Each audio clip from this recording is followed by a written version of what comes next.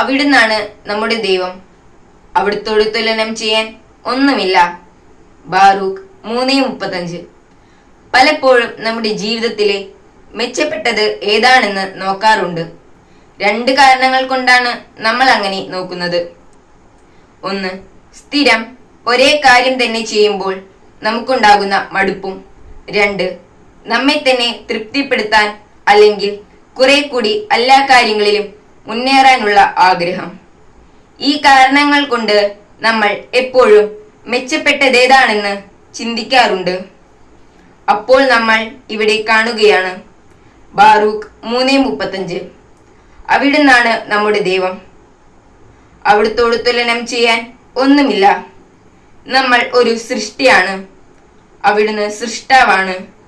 അവിടുത്തോട് സാമ്യപ്പെടുത്താൻ, ദൈവത്തെ മനസ്സിലാക്കാൻ പറ്റുന്ന രീതിയിൽ ഉദാഹരിക്കാൻ കൃത്യമായ ഒന്നുമില്ലെങ്കിലും ഒരു റോബോട്ടിനെ നമ്മൾ സൃഷ്ടിക്കുകയാണെന്ന് വിചാരിക്കുക. ആ റോബോട്ടിന് തന്റെ സൃഷ്ടാവായ മനുഷ്യനെ തുലനം ചെയ്യാൻ അല്ലെങ്കിൽ അതിന്റെ സാധ്യത വെച്ച് പരിശോധിക്കാൻ ഒന്നുമില്ല. നമ്മുടെ ചിന്തയും അറിവും നമ്മുടെ ശരീരവും ശരീരത്തിന്റെ ഘടനയും എല്ലാ കാര്യങ്ങളിലും വ്യത്യാസമാണ്.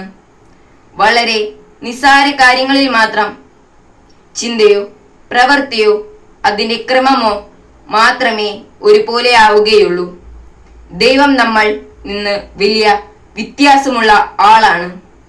അവിടുന്നാണ് നമ്മുടെ ദൈവം, അവിടുത്തോട് തുലനം ചെയ്യാൻ ഒന്നുമില്ല. ബാറൂക്ക് 3:35.